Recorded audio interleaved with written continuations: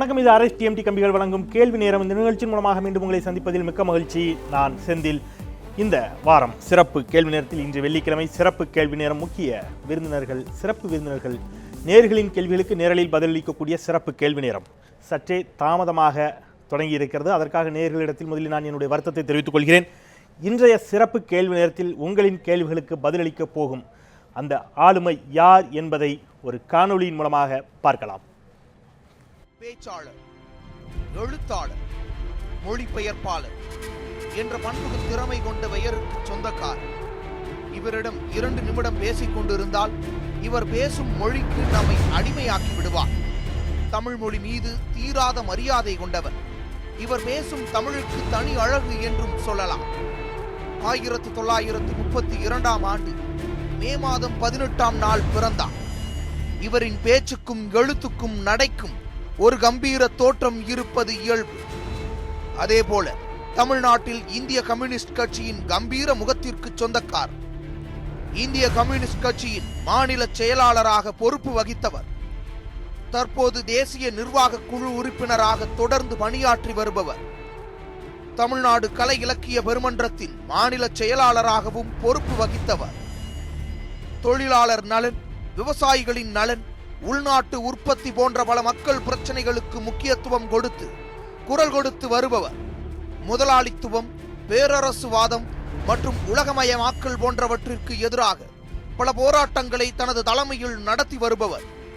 இன்று இந்த நொடி மக்களாகிய நீங்கள் கேட்கும் அனைத்து கேள்விகளுக்கும் அவருக்கே உரித்தான பாணியில் தெளிவாகவும் துணிவாகவும் பதிலளிக்க தயாராக இருக்கும் தாப்பா என்று அழைக்கப்படும் தா பாண்டியன் அவர்களோடுதான் இன்றைய கேள்வி நேரம். உண்மையை மறைக்காமலும் சொல்லுவேன். உள்ளதை உள்ளபடியே உள்ளத்தில் பட்டபடி கூறுவதற்கு நான் தயாராக இருக்கிறேன். உள்ளதை உள்ளபடி மனதில் பட்டதை சொல்ல தயாராக நம்மோடு இணைந்திருக்கிறார் இந்திய கம்யூனிஸ்ட் கட்சியினுடைய முதுபெரும் தலைவர் திரு தா பாண்டியன் அவர்கள். வரவேற்கலாம். வணக்கம் ஐயா. ரொம்ப சந்தோஷம்.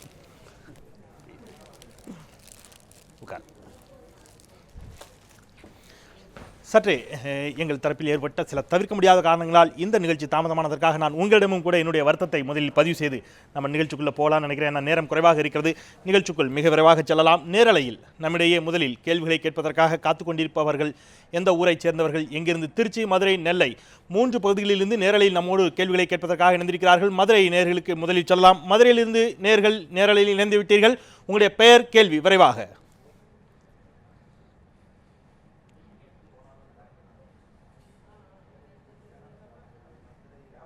நான் மதுரை சட்டக்கல்லூரியில் 3ஆம் ஆண்டு படிச்சுக்கிட்டு இருக்கேன்.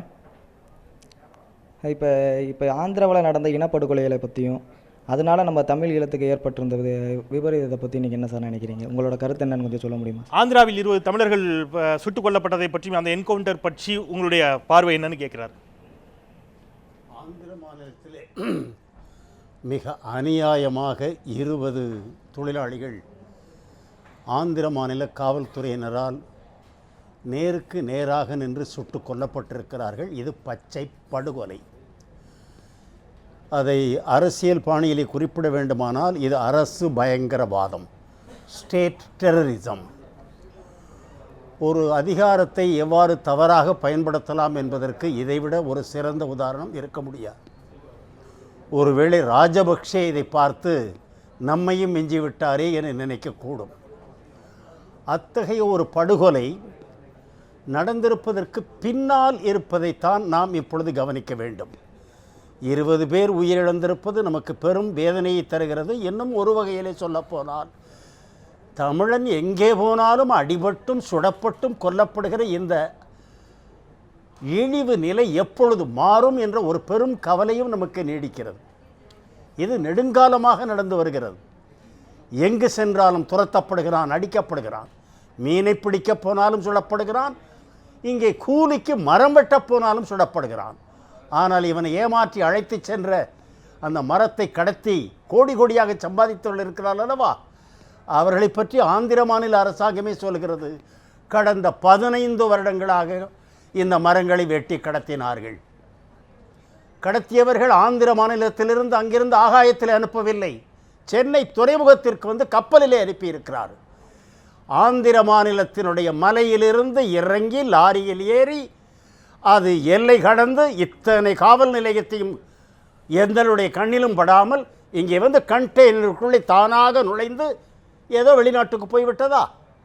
அங்கு வாங்கி லாரியில் ஏற்றியவன் இருக்க வேண்டும், கடத்தி கொண்டு வந்தவன் இருக்க வேண்டும். எல்லாவற்றிற்கு மேலாக கண்டெய்னரில் ஏற்றுவது என்றால் என்ன பொருள், என்ன எடை, அதன் மதிப்பு என்ன, அனுப்புகிறவர் யார், பெறுகிறவர் யார், அவ்வளவும் இந்த துறைமுகத்தில் பதிவு செய்யப்பட்டிருக்கும் அல்லவா? 15 ஆண்டுகளாக ஏன் பிடிபடவில்லை? இன்று அப்பாவி வெட்டப்போன தொழிலாளிகளை மட்டும் குறிபார்த்து சுட்டிருக்கிறார்கள். 20 பேரில் ஒருவரை கூட தப்ப விடவில்லை. தயவு செய்து இந்த ஒன்றை மட்டும் கவனியுங்கள். ஏனென்றால் அவர்கள் 20 பேரில் ஒரு 5 பேரையாவது கைது செய்து உன்னை அழைத்து வந்தவன் யார் என்று அவனை பிடித்து, நீ அழைத்து வந்து இந்த மரக்கட்டை எப்படி வெட்டி எங்கே அனுப்பினாய் என்று அவனை விசாரித்து வரிசையாக கொண்டு போயிருந்தால் இன்று அந்த கடத்தல் கும்பல் யார் என்பது வெளிப்பட்டிருக்கும். பின்னால் இருக்கும் அரசியல் சக்தி எதுவும் வெளிப்பட்டிருக்கும். இப்பொழுது அதை விட்டு வெறும் அனுதாபத்தை மட்டும் வைத்து தமிழனை தெலுங்கன் சுட்டு விட்டான் என்பது போல நாம் ஏமாறக்கூடாது. முழு குற்றவாளிகள் கண்டுபிடிக்கப்பட. நாம் திருச்சி நேயர்களுக்கு போகலாம். திருச்சியில் இருக்கக்கூடிய நேயர்கள் விரைவாக உங்களுடைய பெயர், உங்களுடைய கேள்வி இணைப்புக்கு வந்துட்டீங்க, விரைந்து. வணக்கம், என் பேர் இப்ராஹிம், திருச்சியிலேருந்து பேசுகிறேன். நான் திருச்சியில் கல்லூரியில் படிக்கிறேன்.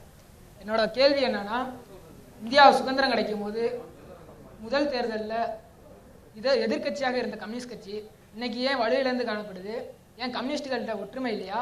ரெண்டாவது கேள்வி என்னன்னா, மக்களுக்காக உழைக்கிற, மக்களுக்காக மக்கள் நலன் அக்கறை கொண்டிருக்க தலைவர்னா நல்லக்கண் ஐயா, அவர் எல்லா கட்சிகளும் வர சட்டமன்ற தேர்தலில் முதல்வர் வேட்பாளர்னு ஒருத்தர் அறிவிச்சு போட்டிடுறாங்க. நீங்கள் ஏன் நல்லக்கண் ஐயா முதல்வர் வேட்பாளரை அறிவிச்சு போட்டியிடக்கூடாது? என்னோட கேள்வி தான்.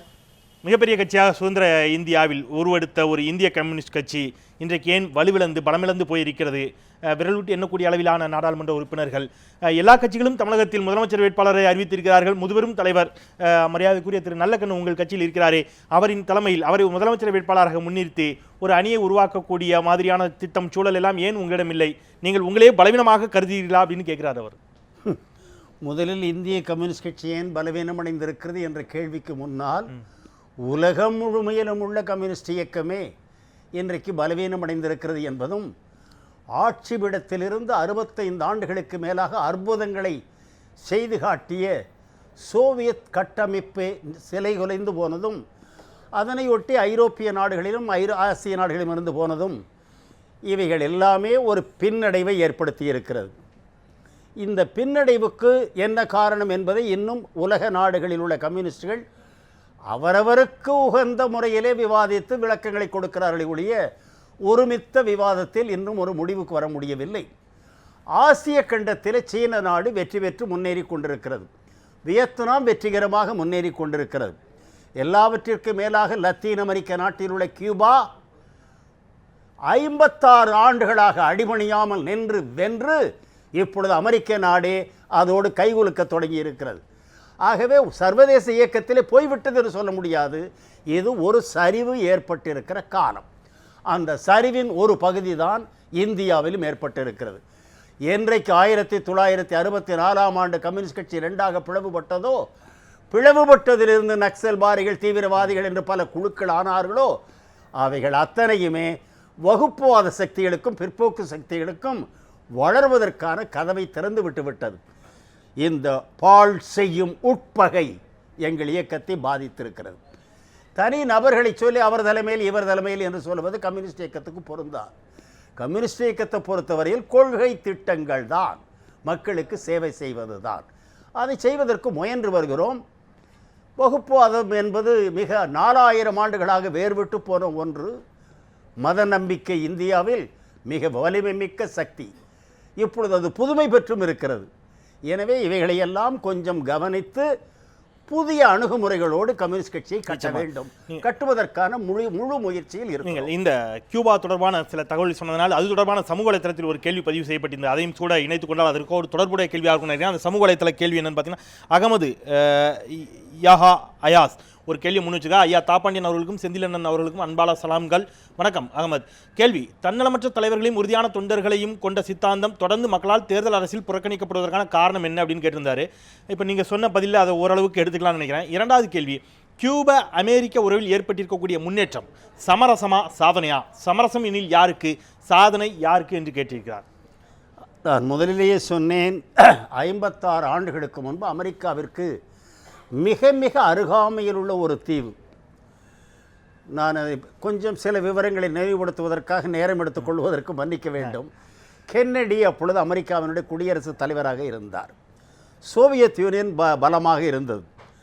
சோவியத் யூனியன் கியூபாவுக்கு உதவக்கூடிய வகையிலே பல தொழிற்சாலைகளை கட்டி கொடுத்தார்.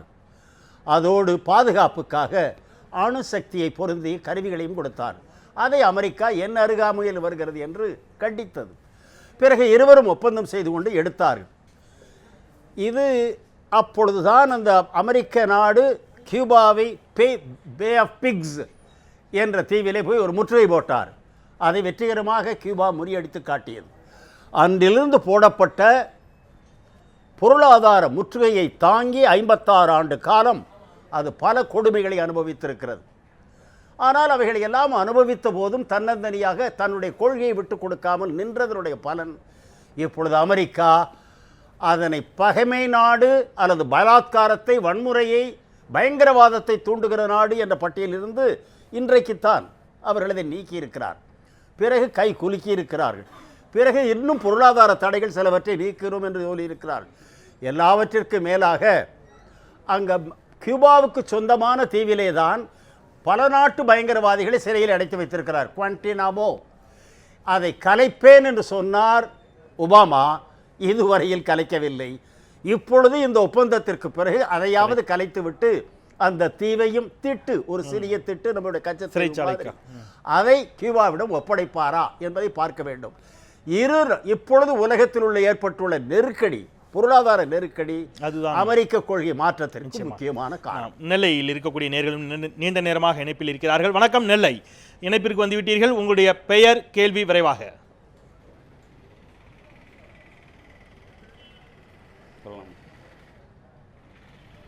ஐயா பாண்டியன் ஐயாவுக்கு வணக்கம். திருநெல்வேலியிலிருந்து ட்ரிபிள்எஸ் மணி பேசுகிறேங்க ஐயா. உங்ககிட்ட ஒரு கேள்வி கேட்கணுங்கிற ஒரு ஆவல். உங்களுடைய தமிழ் உச்சரிப்புக்கு வாழ்க. என்னோட கேள்வி என்ன அப்படின்னா, கடவுள் மறுப்பு கொள்கைக்கு சொந்தக்காரர்களாக திகழக்கூடிய திராவிட கழகத்தை சார்ந்தவர்கள் தொடர்ந்து இந்து மத விரோத போக்கை கடைபிடித்து வருகின்றனர். கடந்த வாரங்களில் இந்துக்களோட புனித அடையாள சின்னமாக, அங்கீகார சின்னமாக திகழக்கூடிய தாலியை அகற்றும் போராட்டம் என்று பகிரங்கமாக அறிவித்துவிட்டு, அன்றைய தினத்தில் மாட்டிறைச்சி பிரியாணி வழங்கப்படும் என்று அறிவித்துவிட்டு, நீதிமன்ற உத்தரவை பெற்றுவிட்டோம் என்ற கங்கணத்தில் அவருடைய சொந்த பெரியார் திடலில் அந்த நிகழ்வு அரங்கேற்றம் செய்தார்கள். அதை பற்றி உங்களுடைய கருத்து என்ன? நல்லது, நன்றி. உங்களுடைய கேள்வி உள்வாங்கிக் கொள்ளப்பட்டது. மிக நன்றி. ட்ரிபிள்எக்ஸ் மணியன் அவர் என்ன கேட்கிறார்னா, அந்த தாலி அகற்றும் போராட்டம் பெரியார் திடலில் நடைபெற்றது, அது இந்துக்களினுடைய உணர்வுகளை புண்படுத்துவதாக எதிர்குரல் வந்தது. இதை பற்றி உங்களுடைய பார்வை என்ன, உங்களுடைய கருத்து என்னன்னு கேட்கிறார். மன்னிக்க வேண்டும், திருமண முறைகள் என்பது ஒவ்வொரு நாட்டிலும் ஒவ்வொரு மதத்தவரும் வெவ்வேறு வழிகளிலே கடைபிடித்து வருகிறார்கள். இந்த தாலி உண்டா இல்லையா, தாலி தேவைதானா என்பது நீண்ட நெடுங்காலமாக ஒரு கருத்து போராட்டமாக நடைபெற்று வந்தது. தாலி என்பது ஒரு அடிமை சின்னம் என்றுதான் தந்தை பெரியார் போன்றவர்கள் சொல்லி வந்தார்கள். அது இருக்க வேண்டுமா, அது இல்லாமலும் தாலி இல்லாமலும் இருக்கக்கூடாதா, ஒரு மோதிரத்தை மாற்றிக்கொண்டால் போதாதா என்றால் ஏதோ ஒரு அடையாளம் தேவை. இவர் திருமணம் ஆனவர், இவர் ஆகாதவர் என்று காட்டுவதற்கு இதுதான் சிறந்த அடையாளம் தாலி. அது புனிதமானது. இன்னும் சொல்லப்போனால் இந்திய நாட்டில் பல நெடுநாட்களாகவே திரைப்படங்களிலே கூட பார்த்திருக்கிறோம். ஏதாவது ஒரு ஆபத்து என்று சொன்னவுடனே அதை எடுத்து கண்ணிலே ஒத்தி வைத்துக் கொள்வது போலத்தான் ஒரு காட்சியை காட்டுவார். எனவே ஒரு ஆழமான நம்பிக்கையும் தன்னம்பிக்கையும் இருக்கிற பொழுது அறிவு பிரச்சாரத்தால் அவரவராக கைவிட வைப்பதற்கான ஒரு முயற்சியை மேற்கொள்ள வேண்டுமே என்று ஒரு இயக்கம் இவ்வாறு தான் நீ சட்டை அணிய வேண்டும், இவ்வாறு தான் நீ உணவருந்த வேண்டும் என்பதையெல்லாம் அவரவர் கட்சிக்கு சொல்லலாம். எல்லோருக்குமாக அதை சொல்லுகிற போது உணர்வுகளையும் நாம் சற்று கவனத்தில் எடுத்துக்கொள்ள வேண்டும். அவர்களும் கூட அது உள்ளரங்க நிகழ்ச்சியாக விருப்பப்பட்டவர்கள் மட்டுமே விருப்பப்பட்டவர்களுக்கு அதை கருத்து பிரச்சாரமாக செய்யலாம், இந்த மாதிரி முறைகளிலே கொண்டு வரலாம் என்று தொடர்ந்து பிரச்சாரத்தை செய்யலாம். நல்லது. ஆனால் அது இந்து மதத்தை புண்படுத்துவதாக சொல்லுவதை ஏற்க முடியாது. இந்து மதத்திற்கும் தாலிக்கும் சம்பந்தம் இல்லை, அது தெய்வத்தை பற்றி பராபரத்தை பற்றிய சம்பந்தம். நம்ம மதுரைக்கு செல்லலாம். மதுரையில் மற்றும் ஒரு நேயர், விரைவாக உங்களுடைய பெயர் கேள்வி மதுரையிலிருந்து. ஐயா வணக்கம் ஐயா, என்னோட பேர் வந்து ஏபி ஜீவா. நான் மதுரை அரசு சட்டக்கல்லூரியில் 3ஆம் ஆண்டு பிஏபிஎல் படிச்சுக்கிட்டு இருக்கேன். இப்போ என்னோட கேள்வி என்னங்கண்ணா ஐயா, தமிழர்கள் ஒவ்வொரு மாநிலத்தவர்களாலும் குறிப்பிட்டு பழிவாங்கப்படுறதுக்கான காரணம் என்ன? உதாரணமாக பார்த்தோம்னா இப்போ ஸ்ரீலங்காவில் பார்த்தோம், இலங்கையில் பார்த்தோம்னா நம்ம தமிழர்களை கொன்று குவிக்கிறாங்க, கர்நாடகாவில் பார்த்தோம்னா தண்ணி தர மாட்டாங்க, ஆந்திராவில் பார்த்தோம்னா செம்மரக்கட்டைகளை கடத்தணும். நல்லது. ஐ திங்க் ஜீவா, நீங்க ஏற்கனவே உங்களுடைய நண்பர் கேட்ட அதே கேள்வியை தான் திருப்பி கேட்குறீங்கன்னு நினைக்கிறேன். கிட்டத்தட்ட அதற்கு ஐயா பதில் அளித்து விட்டார்னு நினைக்கிறேன். இன்னும் ஏராளமான கேள்விகள் தொடர்ந்து பதிவு செய்யப்படுவதால் அந்த கேள்விக்கான பதில் முதல் கேள்விக்கான பதிலாகத்தான் இருக்குதுன்னு நினைக்கிற அடிப்படையில் நாம் ஒரு சமூக வலைத்தள கேள்விக்கு போகலாம்னு நினைக்கிறேன். சமூக வலைத்தில் இடும்ப வனம் கார்த்திக் சமூக வலைத்தளத்தில் ஒரு கேள்வியை முன்வைத்திருக்கிறார். சொத்து குவிப்பு வழக்கில் அம்மையார் ஜெயலலிதாவை ஊழல்வாதி என்று விமர்சிக்கும் உங்கள் கட்சி இதே சொத்து குவிப்பு வழக்கு ஜெயலலிதா மீது நிலுவையில் இருந்த பொழுதுதானே கூட்டணி வைத்தது. கூட்டணியில் இருந்த பொழுது அதை பேசாது இப்பொழுது பேசுவது சந்தர்ப்பவாதம் இல்லையா அப்படின்னு கேட்கிறார். ஒரு வகையில் பார்த்தால் இந்த கேள்வியை அனைத்து இந்திய அண்ணா திராவிட முன்னேற்ற கழகத்தினர்கள் இதற்கு முன்பே என்னிடம் கேட்டிருக்கிறார். பிறகு தொலைக்காட்சிகளின் மூலமும் அதை கேட்டார். அந்த கேள்வியை கேட்பதற்கு அவர்களுக்கு ஒரு வாய்ப்பு இருக்கிறது. ஏனென்றால் இந்த வழக்கு என்பது கடந்த 15-16 வருடங்களுக்கு முன்பாக நடைபெற்றது. 16 வருடங்களுக்கு பிறகு அநேகமாக 3 தடவைக்கு மேல் இந்திய கம்யூனிஸ்ட் கட்சியும் மார்க்சிஸ்ட் கட்சியும் சட்டமன்ற தேர்தலிலும் அவரோடு உறவு வைத்திருக்கிறது, நாடாளுமன்ற தேர்தலிலும் உறவு வைத்திருக்கிறது. இன்னும் சொல்லப்போனால் இந்த பெங்களூர் வழக்கு நடந்து தொடர்ந்து இறுதிக்கட்டத்தை எட்டுகிற பொழுதுதான் டெல்லி மாநிலங்களவைக்கு எங்கள் கட்சியின் சார்பில் ஒருவரும் மார்க்சிஸ்ட் கட்சியின் சார்பில் ஒருவர்கள் ஆதரவோடு ஒப்பந்தம் செய்து நாங்கள் பெற்று அவர்கள் ஆதரவோடு சென்றிருக்கிறார்கள் என்பதும் உண்மை. ஆனால் இந்த தீர்ப்பு வந்த பிறகு என்று சொல்லியிருக்கிற ஒரு புதிய நிலை இருக்கிறதே, அதற்கு காரணம் தீர்ப்பு அல்ல. நாடாளுமன்ற தேர்தலின் போது இந்த 2 கட்சிகளோடும் கூட்டு உண்டு என்று அவரே அழைத்து பேசி அவரே உங்கள் தொலைக்காட்சிகளின் மூலமும் அறிவித்து விட்ட பிறகு அதிலிருந்து திடீரென்று எக்காரணத்தை சொல்லாமலும் முறித்து கொண்டதும், முறித்து கொண்ட செய்தியை கூட ஒரு நாகரிக அளவில் என் கட்சிக்கு அவர்கள் அறிவிக்கவில்லை என்பதும் ஒரு கசப்பு உணர்வை உருவாக்கியது. இது அணுகுமுறைகளில் உறவு முறைகளிலே கடைப்பிடிக்க வேண்டிய ஒரு நாகரிக முறை. அதை அவர்கள் கடைபிடிக்கவில்லை என்பது எங்கள் கருத்து. இல்லை, இதை இப்போ எப்படி நான் புரிந்து கொள்வது, அதாவது கூட்டணியை எந்தவித முன்னறிவிப்புமின்றி ஒரு நாகரிகம் இல்லாத முறையில் சொல்லி இருந்தால் பரவாயில்லை, தாராளமாக கூட்டணியிலிருந்து விலகுவதோ சேர்ப்பதோ அது அவர்கள் விருப்பம். நல்லது ஐயா. இப்போ கூட்டணியை முறித்துக் கொண்டார்கள் அல்லது கூட்டணியிலிருந்து நாகரிகமற்ற முறையில் விலகி கொண்டார்கள் என்ற காரணத்தினால்தான் நீங்கள் சொத்து குவிப்பு வழக்கை பற்றி இப்பொழுது விமர்சிக்கிறீர்கள். அதற்கு ஒரு அரசியல் காரணம் இருந்திருக்க வேண்டும். அந்த அரசியல் காரணம் பாரதிய ஜனதா கட்சியை ஆதரிப்பதாக இருக்குமோ என்று எழுந்த ஐயம் எங்களுக்கு பலமாக இருந்தது. இல்லை ஐயா, என்னுடைய கேள்வியை நான் இன்னும் கூட சரியா தெளிவாக கேட்கலையோன்னு நினைக்கிறேன்னா, இல்லை இந்த கூட்டணி காரணங்களுக்காகத்தான் அவர் மீதான சொத்து குவிப்பு வழக்கில் இப்பொழுது நீங்கள் அவரை ஊழல்வாதி என்று விமர்சிக்கிறீர்களான்னு கேட்குறேன். இல்லை அவரை இந்த வழக்கை பொறுத்தவரையில் தொடக்க காலத்தில் சுப்பிரமணிய சாமி அதை பதிவு செய்து பிறகு திராவிட முன்னேற்ற கழகம் அதில் ஈடுபட்டு பிறகு இந்த மாநிலத்தை விட்டு வேறு மாநிலத்திற்கு எந்த காலத்திலும் கம்யூனிஸ்ட் கட்சி அதை பற்றிய கருத்தே சொல்லவில்லை. ஏனென்றால் இந்தியா முழுமையிலும் அது போன்ற வழக்குகள் ஏராளமாக நடந்தது. இப்பொழுது ஒரு தீர்ப்பு என்று வந்த பிறகு அதை பற்றி ஒரு கட்சி என்ற முறையில் சொல்ல வேண்டும் என்று சில தோழர்கள் அதை பற்றிய கருத்தை தெரிவித்திருக்கிறார்கள். இது கூட கட்சி விவாதித்து எடுத்த முடிவு அல்ல. இதுவும் தனிப்பட்ட கருத்துக்கள் தான், தனி நபர்களாக அவரவருக்கு தோன்றுகிற கருத்து. பாஜகவில் சுப்பிரமணிய சாமியுடைய கருத்து தனிப்பட்ட கருத்து என்பது போலவே கம்யூனிஸ்ட் கட்சியிலும் தனிப்பட்ட கருத்துக்கள் ஒழிக்க தொடங்கி இருக்கிறது. சொல்லுகிற ஒரு தவறான ஒரு பழக்கம் வந்திருக்கிறது, தவிர்க்க வேண்டும். நல்லது. நம்ம பாண்டிச்சேரியில் இருந்து சில நேயர்கள் இணைப்பிற்கு வந்திருக்கிறார்கள். வணக்கம். பாண்டிச்சேரியிலிருந்து வந்திருக்கக்கூடிய நேயர்களுக்கு உங்களுடைய பெயர் கேள்வி. ஐயா வணக்கம், நான் புதுச்சேரியிலேருந்து சத்யானந்தம் பேசுகிறேன். ஐயா வணக்கம். இந்தியாவில் கம்யூனிஸ்ட் இயக்கம் தோற்றுவிக்கப்பட்டு கிட்டத்தட்ட 95 ஆண்டுகள் ஆகிறது. சில மாநிலங்களிலே ஆட்சி பிடித்திருக்கிறீர்கள், ஏன் தமிழகத்திலே இதுவரையில் ஆட்சி பிடிக்க முடியல? அதுக்கான காரணம் என்னங்க ஐயா? இதற்கும் ஒரு பதில் இதை நாங்கள் மாநில மாநாட்டில் விவாதித்தோம், மீண்டும் விவாதிக்க இருக்கிறோம். இப்பொழுதும் இதை நான் என்னுடைய கருத்தாகத்தான் சொல்ல முடியுமே ஒழிய கட்சியில் விவாதித்து எடுத்த முடிவாக சொல்ல முடியாது. தமிழகத்தில் தமிழக மக்களுடைய உணர்வுகளையும் தமிழ்நாட்டு மக்களுக்கு தமிழ்நாட்டிற்கென்று உள்ள தனி தன்மை இவைகளை கம்யூனிஸ்ட் கட்சி தொடக்க காலத்திலிருந்து சிங்காரவேலர், ஜீவா அவர்கள் இருந்த பொழுது அதை உணர்த்திய முறையில் தொடர்ந்து நடத்தாமல் எடுத்த எடுப்பிலேயே சர்வதேச புரட்சிக்கு தயாராக ஆகிவிட்டதை போல, அதாவது ஒரு படி தாண்டுவதற்கு பதிலாக மாடிக்கே தாண்டக்கூடிய அளவுக்கு அவர்கள் விரும்பி இருந்திருக்கலாம். தமிழ்நாட்டு மக்களும் அதற்கு தயாராக இருப்பார்கள் என்று ஒரு முடிவெடுத்தது இருக்கிறது. அது ஒரு தவறான முடிவு. தமிழ் மொழி, தமிழ் இலக்கியம், அதனுடைய தொன்மை, அதன் பெருமை இவைகளை மற்றவர்கள் எடுத்துச் சொல்கிற போது அதை குறுகிய வாதம் என்று குற்றம் சாட்டிய ஒரு பெரும் தவறும், நான் மாணவனாக இருக்கிற பொழுதே அது இழைக்கப்பட்டது, மாணவனாக இருந்த பொழுதே அது தவறு என்று என் தலைமையை நான் கண்டித்திருக்கிறேன்.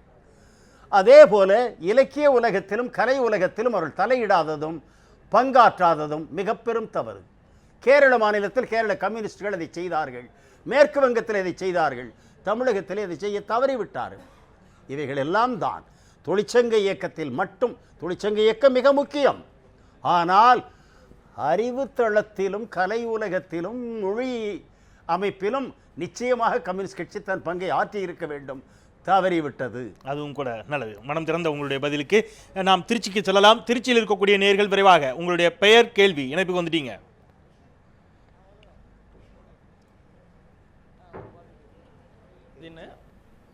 இன்று திருச்சி மாவட்டம் துவாக்குடி காவல்துறை ஆய்வாளர் வாகன சோதனையில் இருந்தபோது கேரளாவிற்கு அடிமாட்டிற்காக கொண்டு செல்லப்பட்ட 113 மாடுகளை காப்பாற்றி பசுவதை சட்டத்தின்படி வழக்கு பதிவு செய்து தற்போது நீதிமன்றத்தில் காட்டி காப்பகத்தில் வைக்கப்பட்டுள்ளது.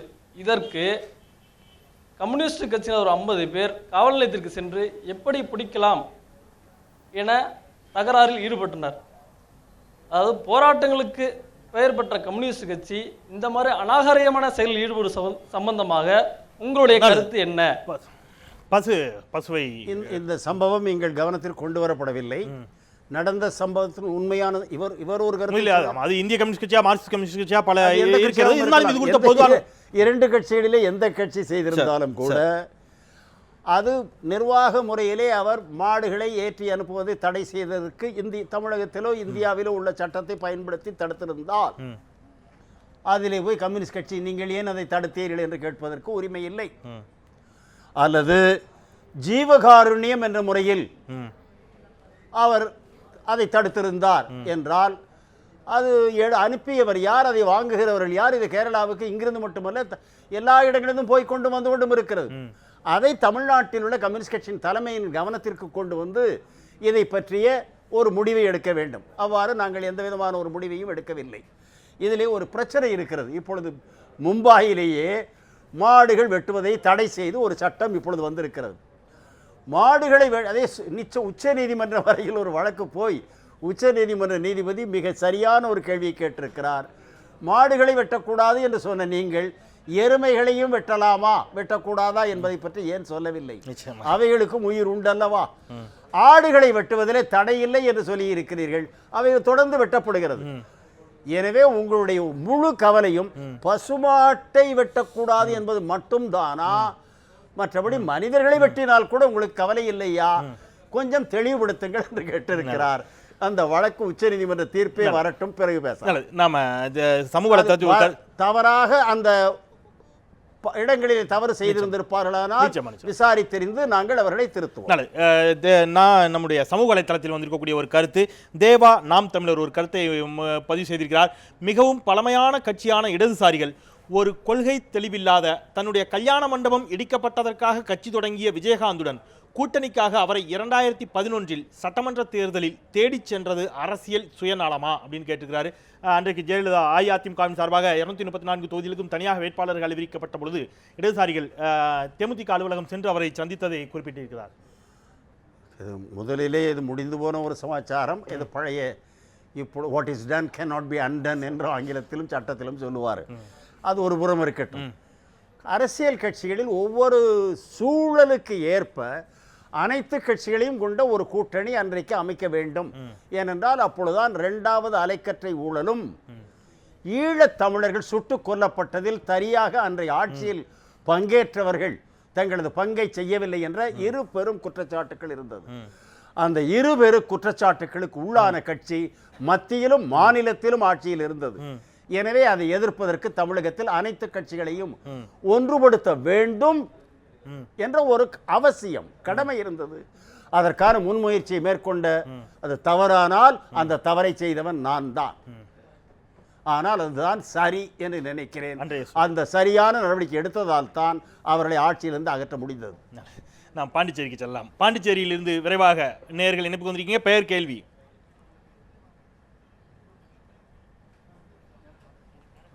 ஐயா, புதுச்சேரியிலேருந்து முருகன் பேசுகிறேன் ஐயா. கம்யூனிஸ்ட் கட்சின்னு சொல்கிறீங்க. இந்திய கம்யூனிஸ்ட் கட்சி, மார்க்சிஸ்ட் கம்யூனிஸ்ட் கட்சி இருக்குது. உங்கள் கொள்கை வேறுபாடு என்னன்னு சொல்லுங்கள் சார். இரண்டு இந்திய கம்யூனிஸ்ட் கட்சிக்கும் மார்க்சிஸ்ட் கம்யூனிஸ்ட் கட்சிக்கும் இடையிலான கொள்கை வேறுபாடு என்னன்னு கேட்கிறார். 2 பேருமே கம்யூனிஸ்டுகள் தானே இருக்கிறார். 1964 முதல் நாங்கள் ஏன் பிரிந்திருக்கிறோம் என்பதையே இந்த நாட்டு மக்களும் புரிந்து கொள்ளவில்லை. ஏன் இந்த 2 கட்சிகளும் ஒன்றாக கூட்டணியில் இருக்கிறார்கள், இயக்கம் நடத்துகிறார்கள், இருந்தும் இவர்கள் ஒன்றுபடவில்லை என்ற கேள்விக்கும் எங்களால் தெளிவான பதில் கூற முடியவில்லை. எங்கள் கட்சியின் அடிப்படையான அணுகுமுறையில் இந்தியாவினுடைய அரசியல் நிலையை, கட்சிகளை பற்றிய மதிப்பீட்டில் ஆழமான வேறுபாடு இருக்கிறது. இது இன்று நேற்றல்ல. இந்தியாவில் கம்யூனிஸ்ட் கட்சி தொடக்கப்பட்ட நாளிலிருந்து இருந்தது. மிக ஆழமாக வேறுவிட்டு 64இல் அது வெடிப்பாக ஆகிவிட்டது. எனவே அது எளிதாக சொல்ல முடியாது. அவர்கள் முழு மூச்சுடன் காங்கிரஸ் கட்சியை எதிர்க்க வேண்டும். காங்கிரஸ் கட்சி இந்தியாவில் அதுதான் பல தவறுகள் செய்தது என்பது உண்மை. ஆனால் அந்த தவறுகளை சுட்டிக்காட்டி வளர்ந்து வந்தது என்பது வலதுசாரி வகுப்புவாத இயக்கம். இந்தியாவில் அத்தகைய ஒரு இயக்கம் வளருமானால் இந்தியாவை பின்னோக்கி கொண்டு போய் விடுவார்கள். ஃபாசிசம் தலைதூக்குவதற்கான ஒரு ஆபத்து இருக்கிறது. எனவே அதை தடுக்க வேண்டுமானால் தேசிய இயக்கத்தையும் நாம் சேர்ந்து செல்ல வேண்டும் என்று ஒரு கட்டத்திலே இந்திய கம்யூனிஸ்ட் கட்சி சொன்னது. அதை அவர்கள் மறுத்தார். பிறகு அவர்களும் சேர்ந்து காங்கிரஸ் கட்சிக்கு நாங்கள் ஆதரவு கொடுத்தோம் என்பதும் உங்கள் எல்லோருக்கும் தெரியும். இதோடு இணைந்து சமூகத்தில் இன்னொரு கேள்வியும் கூட வைக்கப்பட்டிருக்கிறது. இந்த 2 கட்சிகளும் இணைவதற்கான சூழல் இல்லவே இல்லையா? இணைவார்களா? இணைய வேண்டும் என்று நீங்கள் விரும்புகிறீர்களா என்ற துணையில் ஒரு கேள்வி வைக்கப்பட்டிருந்தது. முதலில் எதை சொல்லுடைய என்னை பொறுத்தல் இணைய வேண்டும், உடனே இணைய வேண்டும், கட்டாயம் இணைய வேண்டும். இணையவில்லை என்றால் வருங்காலமே அவர்களுக்கும் இல்லை, எங்களுக்கும் இல்லை. இது மிக மிக தெளிவு. நெல்லைக்கு செல்லலாம். நெல்லையிலிருந்து விரைவாக நெல்லை நேயர்கள் இணைப்பு கொண்டிருக்கிறீங்க. உங்கள் பெயர் கேள்வி.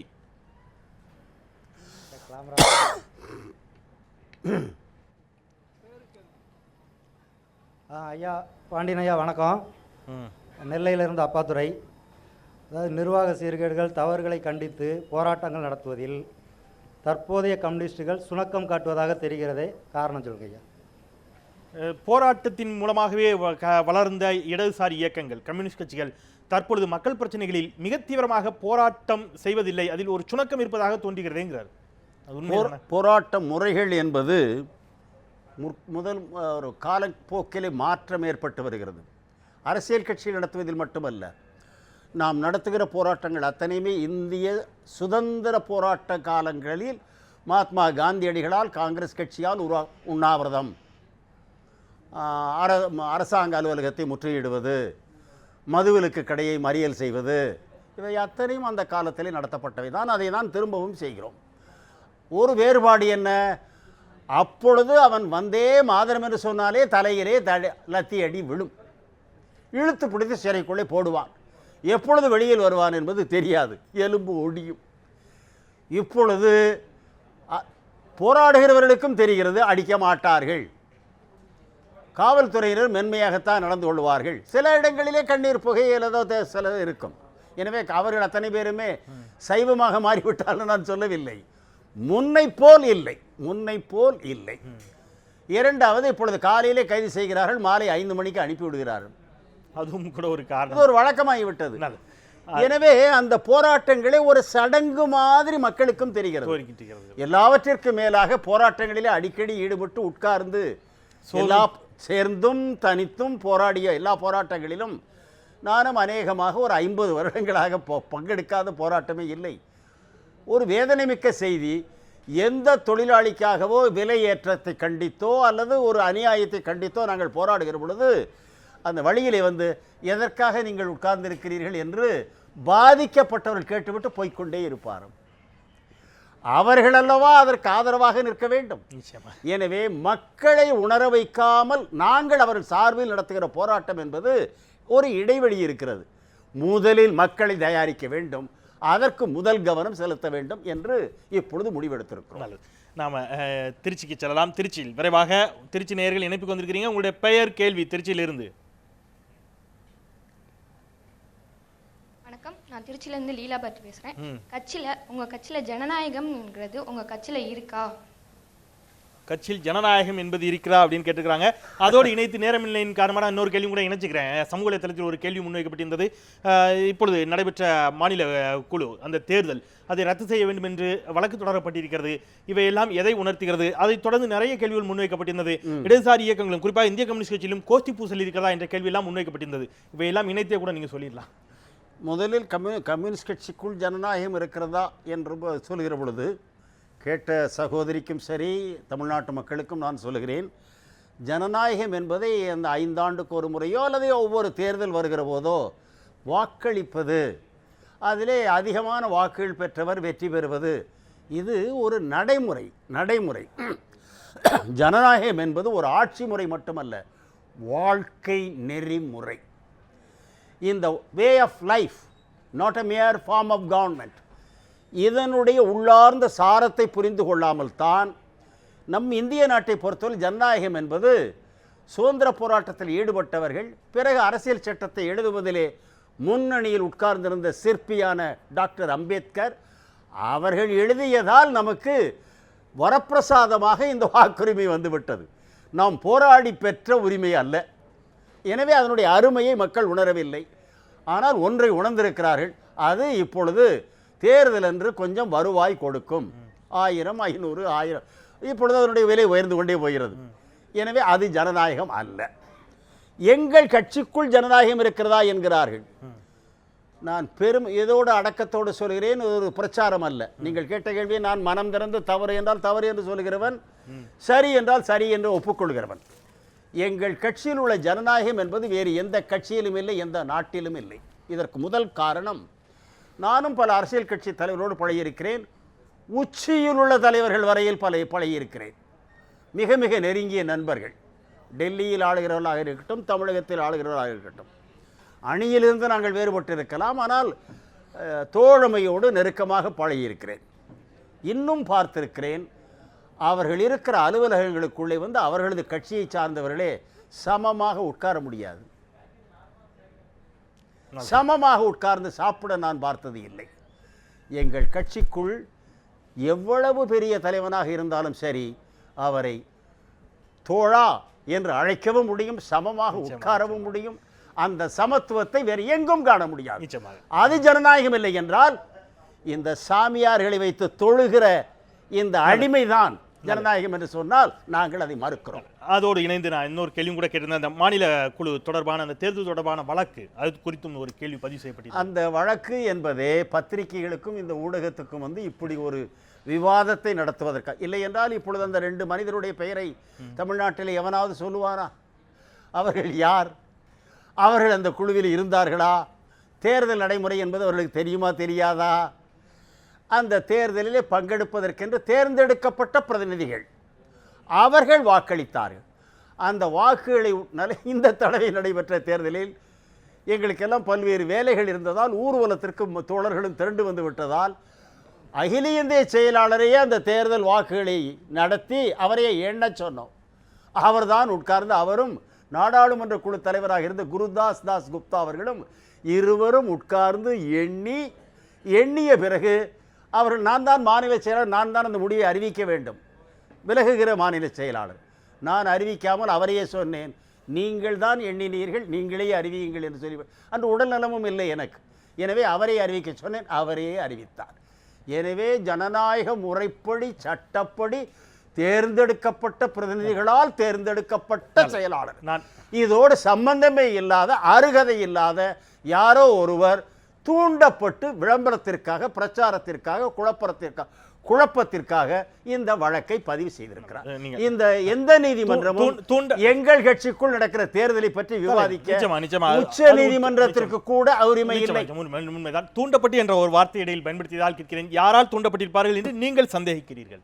படன் தூண்டப்பட்டு என்று சொன்னீர்கள். அந்த இருவரும் தூண்டப்பட்டு இந்த வழக்கை தொடர்ந்து ஏராளமா இப்பொழுது இந்த வழக்கு திருச்சியில் 2 வழக்கு, சென்னை உயர்நீதிமன்றத்திலே ஒரு வழக்கு, பிறகு ஊடகங்கள், தமிழகம் முழுமையிலும் ஒரு 15 பேர் சுற்றுப்பயணம் செய்து கொண்டே இருக்கிறார்கள் வண்டி வாகனத்தில். அந்த அருமையான தோழர்கள் எல்லாம் எங்கள் கட்சியில் 3 பேர் மாத ஊதியம் என்னிடம் வாங்குகிறவர்கள். அவர்கள் கடந்த 9 வருடங்களாக இன்றைக்கு அவர்கள் இனோவா காரில் ஒருவர் போகிறார், இன்னொருவர் அதிலும் பெரிய காரிலே போய் கொண்டிருக்கிறார். எனவே நாங்கள் கவனித்துக் கொண்டுதான் இருக்கிறோம். ஆனால் அதையெல்லாம் நான் சொல்ல வேண்டிய இடம் எங்கள் கட்சியின் தலைமை குழு.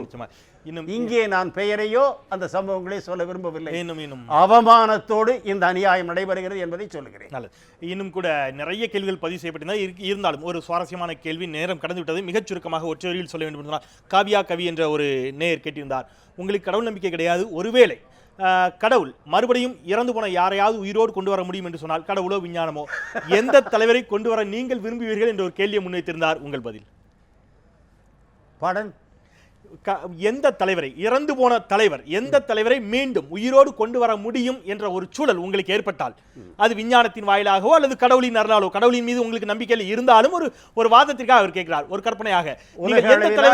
உலக அளவிலா, தமிழக அளவிலா, இந்திய, அது உங்கள் விருப்பம், உங்களுடைய விருப்பம். உலக அளவிலே என்று சொன்னால் இந்திய, என்னை மட்டுமல்ல எந்த உலகம் முழுமையில் உள்ள கம்யூனிஸ்டை தட்டி கேட்டால் அவன் எழுந்த எடுப்பில் நடுத்தூக்கத்திலே கூட சொல்லுவான், மாமேதி லெனின் மீண்டும் வர வேண்டும் என்று. சார், தமிழக அளவில் நீங்கள் தமிழக அளவில் நீங்கள் நினைக்கக்கூடிய தலைவர்? தமிழக அளவிலே நான் மீண்டும் திரும்பி வர வேண்டும் என்றால் ஒரு பெயர் அல்ல, ஒரு நிறைய பெயர் இருக்கலாம்.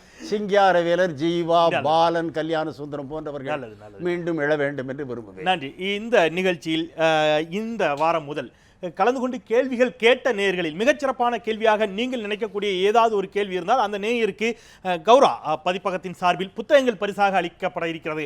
நீங்கள் சிறப்பான கேள்வியாக உங்களுக்கு நினைவிருந்தால் இப்பொழுது சொல்லலாம், அல்லது பின்னர் கூட சொல்லலாம். உங்களுக்கு நினைவிருந்தால் சிறப்பான கேள்வியாக நீங்கள் கருதுவீர்கள்? சிறப்பான கேள்வி என்பது ஜனநாயகத்தை பற்றி கேட்டிருக்கிற கேள்விதான் மிக முக்கியமானது. கட்டாயம் அது தனியாக உங்கள் தொலைக்காட்சியிலேயே தனி விவாதமாக ஒரு முறையாவது இந்தியாவில் ஜனநாயகம் என்றான கட்சிகள் ஜனநாயகத்தை கடை ஒரு தனி தலைவர் ஒருவர் சொன்னார் என்றால் அதுதான் விதி. இன்னொருவர் அவரை மீறி சொன்னார் என்றால் அவர் இறந்தால் கூட போய் எட்டி பார்க்க மாட்டார்கள். இது பேர் ஜனநாயகமா? திருச்சியில் இருந்து ஒரு சகோதரி அந்த கேள்வியை கேட்டிருந்தால், ஜனநாயகம் தொடர்பான கேள்வி. நிச்சயமாக அந்த சகோதரிக்கு கௌரா பதிப்பகத்தின் சார்பில் புத்தகங்கள் பரிசாக வழங்கப்படும். உங்களுக்கும் கூட கௌரா பதிப்பகம் சாரதா குழுப்பத்திலிருந்து புத்தகங்கள், ஏராளமான புத்தகங்களை அவர்கள் பரிசாக கொடுத்திருக்கிறார்கள். அவர்களுக்கும் இந்த தருணத்தில் நான் நன்றியை தெரிவித்துக் கொள்கிறேன். இந்த ஷாலா போடாமல் புத்தகங்களாக கொடுத்தமைக்காக நன்றி. நன்றி. தொடர்ச்சியான உங்கள் பணிகளுக்கு மத்தியில் அதுவும் கண் அறுவை சிகிச்சை செய்து கொண்ட நிலையில் உடல்நலக் குறைவு காரணமாக தொடர்ச்சியான சிகிச்சைகள், மருத்துவ சிகிச்சையில் இருந்த பொழுதிலும் கூட நேரலையில் மக்களை சந்தித்து தன்னுடைய பதில்களை இன்னும் அதே கனி குரலோடும் கம்பீரத்தோடும் மனம் திறந்து பதிலளித்தமைக்காக மீண்டும் ஒரு முறை திரு தா பாண்டியன் அவர்களுக்கு எங்களுடைய நெஞ்சார்ந்த நன்றியை தெரிவித்துக் கொண்டு இந்த அளவிலே நிறைவு செய்கின்றேன். மறந்து கொண்டே இருப்பது மக்களின் இயல்பு, அதை நினைவுபடுத்திக் கொண்டே இருப்பது, மீண்டும் மீண்டும் மீண்டும் நினைவுபடுத்திக் கொண்டே இருப்பது எனது கடமை. அந்த வகையிலே மற்றும் சில மக்கள் சமூகம் சார்ந்த பிரச்சனைகளோடு கேள்வி நேரத்தில் உங்களை சந்திக்கின்றேன். நான் செந்தில். நன்றி.